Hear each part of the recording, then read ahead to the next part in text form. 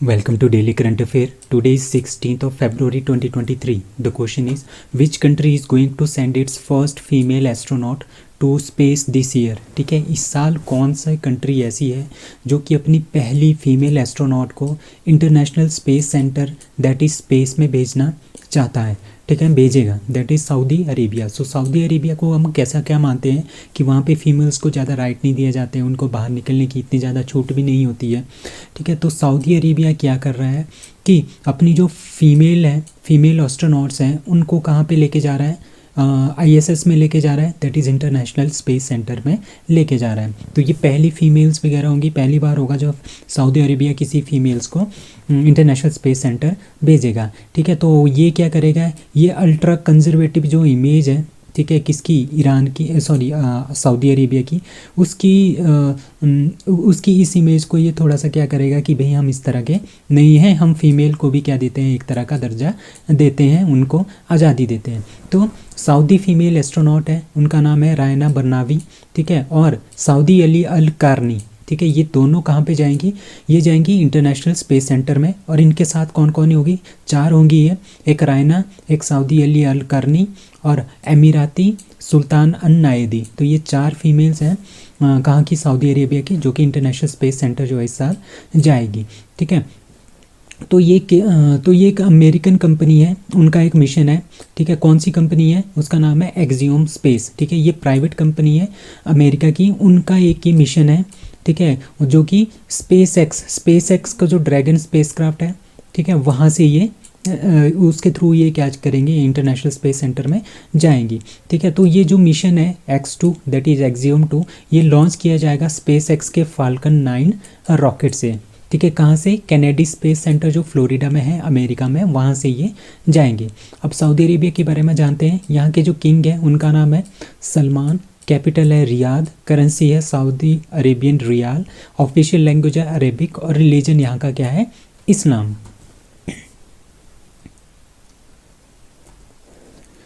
So, which state UT has allocated most percentage of their budget to education in India for financial year 2023? तो अभी क्या है, फरवरी का आपको पता ही है कि फरवरी महीने में हम पूरे के पूरे जो इंडियन स्टेट्स हैं और जो सेंट्रल गवर्नमेंट है वो अपना एक बजट पेश करती है। तो सभी स्टेट्स ने क्या किया है, अपना अपना बजट जो है वो पेश किया है।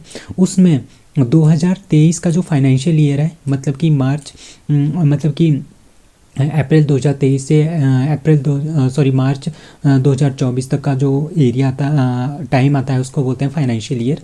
ठीक है, उसमें जो अपना बजट है किसी भी सरकार का, किसी भी स्टेट का, उसमें एजुकेशन में सबसे ज़्यादा पैसा जो है किसने रखा है, मतलब कि जितना उनका पर्टिकुलर बजट है, अपने बजट का कुल परसेंटेज का सबसे ज़्यादा हिस्सा जो है एजुकेशन में किसने रखा है। तो इसका आंसर है ए, दिल्ली। पहले नंबर पे है दिल्ली, दूसरे पे असम, तीसरे पे हिमाचल प्रदेश। ठीक है, और चौथे नंबर पे है छत्तीसगढ़। तो दिल्ली, असम, हिमाचल प्रदेश ने कितने परसेंट जो है वो एलोकेट किया है अपना। ठीक है, दिल्ली का जो अपना बजट है उसका 22% एजुकेशन के लिए उन्होंने रखा है, असम ने 20% रखा है और हिमाचल प्रदेश ने 19%। जितना भी हमारे पास बजट है हिमाचल प्रदेश का, उसका 19% वो एजुकेशन में खर्च करेंगे 2023 के फाइनेंशियल ईयर में। और बड़ी स्टेट्स में पहले नंबर पे है छत्तीसगढ़ और दूसरे नंबर पे है बिहार।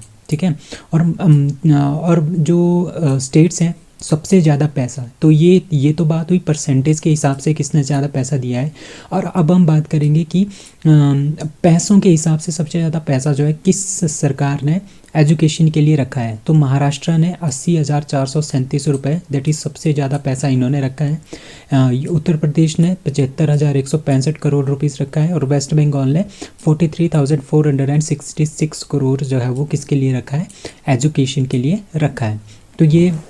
तो ये जो फोटो है हमने यहाँ पे रखी है, ये है states that allocated most in financial year 23। ठीक है, मतलब कि अपनी जीडीपी का सबसे ज़्यादा परसेंटेज जो है उन्होंने क्या रखा है, एजुकेशन के लिए रखा है। लाइक दिल्ली पहले नंबर पे, दूसरा असम, तीसरा हिमाचल प्रदेश, चौथा छत्तीसगढ़, पांचवा बिहार। तो दिल्ली ने 21%, असम ने 20%, हिमाचल ने 19%, छत्तीसगढ़ ने 19% और बिहार ने 18% जो है अपना एजुकेशन का किस में डाला है, अपना पैसा जो अपने बजट का है वो एजुकेशन में डाला है। और जो स्टेट्स जिनमें सबसे कम एलोकेशन हुई है परसेंटेज वाइज, बजट के हिसाब से जो परसेंटेज वाइज है, सबसे कम पैसा जो है वो एजुकेशन में लगाया वो है Telangana 6%, Andhra Pradesh 12%, Karnataka, Uttar Pradesh, Punjab and Tamil Nadu. The countries strict anti copying law has come into force in which state, that is B Uttarakhand. तो उत्तराखंड ने क्या किया है, जैसे हमारे पास एंटी कॉपिंग है, एंटी कॉपिंग लॉ क्या होता है, जिस तरह से हमारे पास कोई एग्ज़ाम होते हैं, ठीक है, उसमें क्या होता है, उसमें पेपर पहले से लीक हो जाता है, उसके पीछे बहुत सारे लोग होते हैं, ठीक है। तो अगर कोई भी पर्सन इस तरह की एक्टिविटी में पाया जाता है, उसको बोलते हैं हम कॉपिंग लॉ, ठीक है, एंटी कॉपिंग लॉ, मतलब कि इन सब चीज़ों को रोकने के लिए, ताकि जो पेपर है वो क्या हो, वो लीक ना हो, ठीक है, बाहर लीक ना हो, पेपर होने से पहले ही कई बार पेपर जो है लोगों के पास पहुंच जाता है, उसको बोलते हैं पेपर लीक होना, तो वो ना हो, उसके लिए एंटी कॉपिंग लॉ जो है वो किसने लाया है, उत्तराखंड ने लाया है। और ये काफ़ी ज़्यादा स्ट्रिक्ट है। इसमें क्या बताया गया है, अगर कोई इस एंटी कॉपिंग लॉ में ये बताया गया है कि अगर कोई कॉपी कैट माफिया, एक गैंग होती है जो कि क्वेश्चन पेपर को कॉपी करती है और उसके बाद लोगों को बेच देती है, ठीक है, 5 लाख रुपए में, 10 लाख रुपए में, अपने हिसाब से उनको लोगों को बेच देती है, तो इस तरह के लोगों को बोलते हैं कॉपी कैट माफिया। उन लोगों को, अगर इन लोगों को पकड़ा गया तो उनको 10 करोड़ का फाइन होगा या फिर 10 साल की जेल होगी। तो ये काफ़ी ज़्यादा स्ट्रिक्ट लॉ जो है उत्तराखंड ने लाया है, ठीक है। अगर कोई पर्सन, अगर कोई स्टूडेंट ही अपना, कोई एक स्टूडेंट है वो पेपर को लीक कर देता है, तो उसको क्या किया जाएगा, उसको 10 सालों तक किसी भी एग्जामिनेशन में बैठने से रोका जाएगा, और उनकी जो, उसकी जो प्रॉपर्टी है उसको भी, उसमें से भी कुछ एक जो है वो सरकार द्वारा लिया जाएगा, उसके ऊपर कड़े से कड़े जो है वो एक्शन लिए जाएंगे, ठीक है। मतलब कि अगले 10 सालों तक वो जो पर्सन है, वो जो स्टूडेंट है, वो क्या करेगा, वो एग्ज़ाम नहीं दे पाएगा। तो ये काफ़ी स्ट्रिक्ट रूल्स हैं, कहाँ के, उत्तराखंड के। अब उत्तराखंड के गवर्नर हैं गुरमीत सिंह, उत्तराखंड के चीफ मिनिस्टर पुष्कर सिंह धामी, उत्तराखंड की कैपिटल देहरादून विंटर की है, एंड गैरसन है समर कैपिटल। वो has been appointed as chief justice of J&K and Ladakh high court. So Jammu Kashmir और लद्दाख का एक ही हाई कोर्ट है, वहाँ पे जो चीफ जस्टिस है वो किसको अपॉइंट किया गया है, that is an Koteshwar Singh, ठीक है। सबसे पहले बात आते हैं कि अभी जो चार स्टेट्स हैं, उसमें से 3 स्टेट्स हैं और एक यूटी है, ठीक है। वहाँ पे क्या है, 3 स्टेट्स हैं और 2 यूटीज़ हैं, ठीक है। तो वहाँ पे क्या किया है, वहाँ पे जो चीफ जस्टिस हैं वो चेंज किए गए हैं, ठीक है।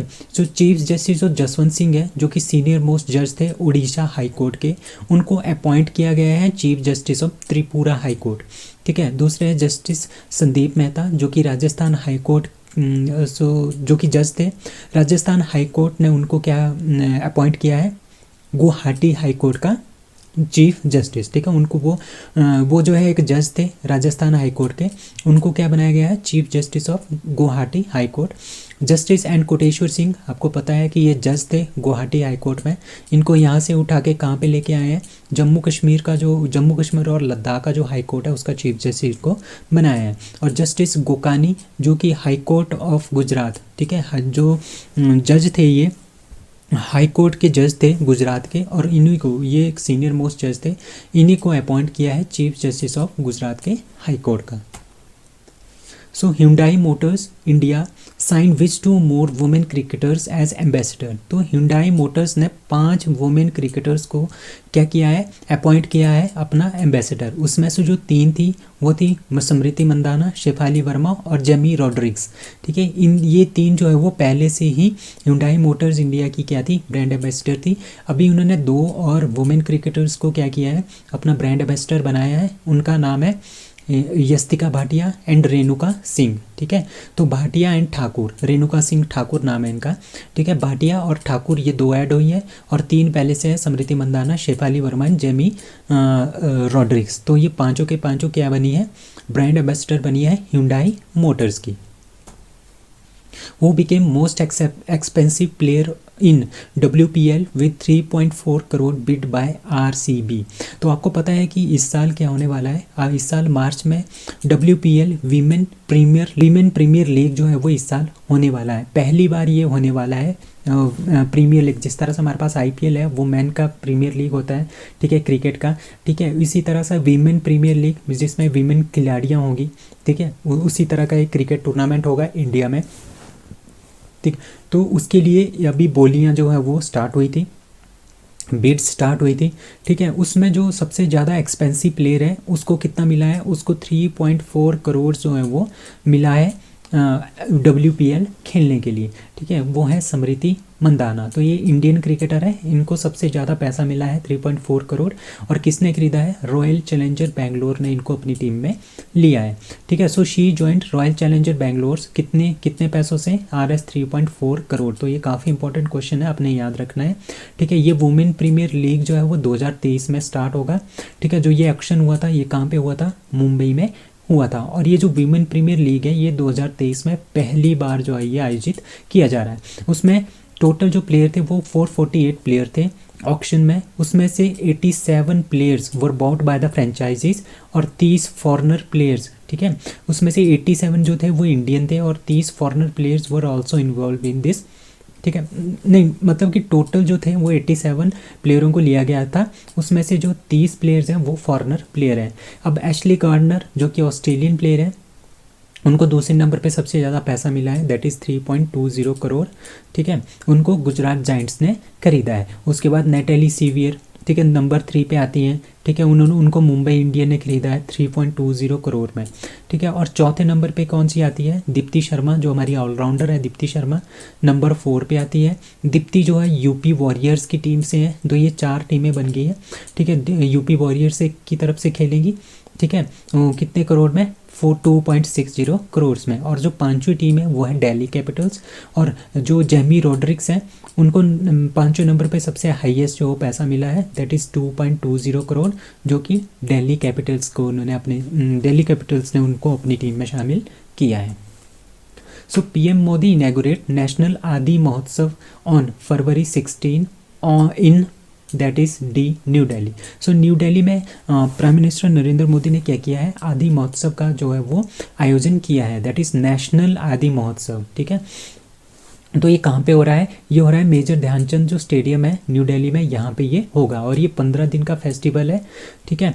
The theme of the event, इसकी थीम क्या है, a celebration of the spirit of the tribal crafts, culture, cuisines and commerce. मतलब कि जो ट्राइबल्स लोग हैं ना, उनके जो क्राफ्ट्स हैं, उनके जो कल्चर हैं, उनके क्यूजीन्स हैं, उनकी जो ट्रेडिंग की कॉमर्स की जो चीज़ें हैं उनको बेचना, उनको शो करना, उनको प्रदर्शनी करना। तो ये इस तरह का इनका एक काम जो है वो चलेगा यहाँ पे आदि महोत्सव में, ठीक है। तो ये सेलिब्रेशन है of the spirit of the tribal crafts, culture, cuisines and commerce, ठीक है। इसमें क्या होगा, इससे एक तरह का एग्जीबिशन होगा, ठीक है। यहाँ पे एग्जीबिशन भी होगा, शो केस भी होगा चीज़ों का, और बेची भी जाएंगी, सेल भी होगा, ठीक है। किस किस चीज़ का, जो ट्राइबल पॉपुलेशन है, जो ट्राइबल पॉपुलेशन है वो बहुत सारे हैंडीक्राफ्ट्स बनाते हैं, हैंडलूम्स बनाते हैं, पेंटिंग्स बनाते हैं, ज्वेलरी बनाते हैं, केन एंड कम्बू की जो चीज़ें बनाते हैं, पॉटरी बनाते हैं, फूड बनाते हैं, नेचुरल प्रोडक्ट्स बनाते हैं, वो सारे के सारे यहाँ पे जो है उनकी प्रदर्शनी की जाएगी और लोग उनको यहाँ से खरीद भी सकते हैं, ठीक है। 1000 जो ट्राइबल आर्टिस्ट हैं वो जो है वो यहाँ पे आएंगे, ठीक है। ये जो 1000 ट्राइबल आर्टिस्ट है ये 28 स्टेट जो इंडिया की है एंड यूनियन टेरिटरी है वो इस फेस्टिवल में क्या करेंगी, पार्टिसिपेट करेगी। और इसको कौन ऑर्गेनाइज कर रहा है, इसको ऑर्गेनाइज कर रहा है TRIFED, that is tribal cooperative marketing development federation of India, इसको ऑर्गेनाइज जो है वो कर रही है। Which Indian American politician announces US parliament bid, ठीक है, that is C Nikki Haley, ठीक है। अभी क्या हो रहा है, 2024 में क्या होने वाला है, 5 नवंबर 2024 को USA में प्रेसिडेंट के इलेक्शन होने वाले हैं। तो उसके इलेक्शन के लिए आपको पता है कि एक साइड से जो बाइडेन की है, दूसरे साइड कौन सी पार्टी है, रिपब्लिकन पार्टी है, जिसमें जो US के जो प्रेसिडेंट रह चुके हैं वो है डोनाल्ड ट्रंप, ठीक है। तो अभी तो उनका नाम आ रहा है कि भाई US प्रेसिडेंट जो डोनाल्ड ट्रंप है वो चेहरा हो सकते हैं प्रेसिडेंट के, बट जो निकी हेली है इन्हीं की पार्टी, इन्होंने अनाउंस कर दिया है कि ये एक कैंडिडेट होगी US प्रेसिडेंट के लिए 2024 के इलेक्शन के लिए। अगर इनको जो निकी हेले हैं, अगर इनको प्रेसिडेंट का कैंडिडेट जो है बनना है तो इनको क्या करना पड़ेगा, इनको जीतना पड़ेगा primary vote for the Republican presidential candidate. इसके लिए इनको ये वोट जो है ये जीतना पड़ेगा, जो कि जनवरी 2024 में होगा। वहीं से पता चलेगा, अगर ये वहाँ पे जीतती है तभी इनको आगे प्रेसिडेंट के लिए नॉमिनेट किया जाएगा कि ये हमारी तरफ से, मतलब कि जो रिपब्लिकन पार्टी है अपनी तरफ से नॉमिनेट करेगी कि ये निकी हेली हमारी तरफ से क्या होंगी, प्रेसिडेंट की उम्मीदवार होगी। ठीक है, हेले ये 51 ईयर्स की है। ये दो टाइम क्या बन गई है, गवर्नर ऑफ साउथ कैरोलिना की ये गवर्नर जो है वो 2 बार बन गई है। And the US ambassador to the United Nation भी ये रह चुकी है। ठीक है, अबाउट निकी हेले is the child of migrant, मतलब कि जो पंजाबी सिख्स हैं, ठीक है, पंजाब में जो सिख रहते थे वो चल के कहाँ पे चले गए थे, अमेरिका चले गए थे, तो उनकी ये बेटी है। Haley was born in Bamberg South Carolina. ठीक है, becomes the first state female governor and the first Indian American to lead the state. ठीक है, if she wins the republic presidential, अगर ये रिपब्लिक प्रेसिडेंशियल नॉमिनेशन का जो voting होती है 2024 में उसको जीतती है, तो ये क्या बनेगी, ये पहली वुमेन बन जाएगी और पहली फर्स्ट एशियन अमेरिकन बन जाएगी प्रेसिडेंट के इलेक्शन के लिए जो नॉमिनेट होगी, या फिर प्रेसिडेंट का जो इलेक्शन जो है 2024 में होगा उसके लिए कॉम्पिटिट करेगी जो बाइडेन के साथ। So that's all for today, thank you.